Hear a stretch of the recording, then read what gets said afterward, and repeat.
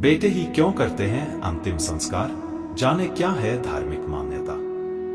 हिंदू धर्म में जिस प्रकार जन्म के समय बहुत से संस्कार किए जाते हैं, उसी प्रकार मृत्यु के समय अंतिम संस्कार की भी अलग प्रक्रिया होती है। अंतिम संस्कार को लेकर बहुत सी मान्यताएं और प्रथाएं प्रचलित हैं, जिनमें से एक है मृतक को पुत्र द्वारा मुखाग्नि देना। आखिर पुत्र द्वारा ही क्यों दी जाती है मुखाग्नि और क्या है इससे जुड़ी मान्यता, जाने इस लेख में। वीडियो में आगे बढ़ने से पहले हमारे YouTube चैनल जीवन ज्ञान संगम को लाइक सब्सक्राइब करें और कमेंट में जय श्री राम लिख दे, आपका कल्याण ही कल्याण होगा। मृत्यु जीवन का अंतिम और अटल सत्य है, जिसे कोई टाल नहीं सकता है। गरुड़ पुराण के अनुसार जिसने भी इस संसार में जन्म लिया है, उसकी मृत्यु होना निश्चित है।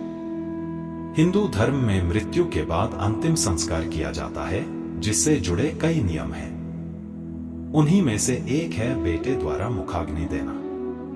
हिंदू धर्म की परंपरा के अनुसार घर के किसी भी सदस्य की मृत्यु पर उन्हें सिर्फ बेटा या घर का लड़का ही मुखाग्नि दे सकता है।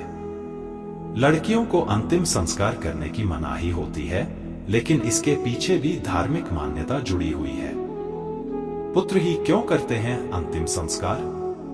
TV9 डिजिटल ज्योतिषाचार्य अरुणेश कुमार से इस संबंध में बात की तो उन्होंने बताया कि हिंदू धर्म में अंतिम संस्कार वंश परंपरा का एक हिस्सा है, और चूंकि पुत्री विवाह के बाद दूसरे परिवार का हिस्सा हो जाती हैं, इसलिए उनके द्वारा मृतक को मुखाग्नि नहीं दी जाती है। हालांकि अगर परिवार में कोई पुत्र या बड़ा न हो तो इसी स्थिति में लड़कियां भी अंतिम संस्कार की प्रक्रिया निभाती हैं। आगे उन्होंने कहा कि मृत्यु के बाद परिवार के सदस्य पितृ बन जाते हैं और किसी भी सदस्य के अंतिम संस्कार में वंश की भागीदारी होनी अनिवार्य होता है, इसलिए पुत्र द्वारा मृत व्यक्ति का अंतिम संस्कार किया जाता है। यह है धार्मिक मान्यता। शास्त्रों द्वारा बताया गया है कि पुत्र शब्द 2 अक्षरों से मिलकर बना है। पु यानी नरक और त्रा यानी कि त्राण। इस हिसाब से पुत्र का अर्थ हुआ नकर से तारने वाले यानी कि नरक से निकालकर पिता या मृतक को उच्च स्थान पर पहुंचाने वाला।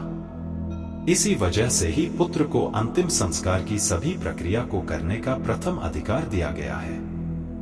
वहीं इसके पीछे दूसरा कारण यह भी है कि जिस प्रकार लड़की लक्ष्मी स्वरूपा होती है, वैसे ही पुत्र को विष्णु तत्व माना जाता है।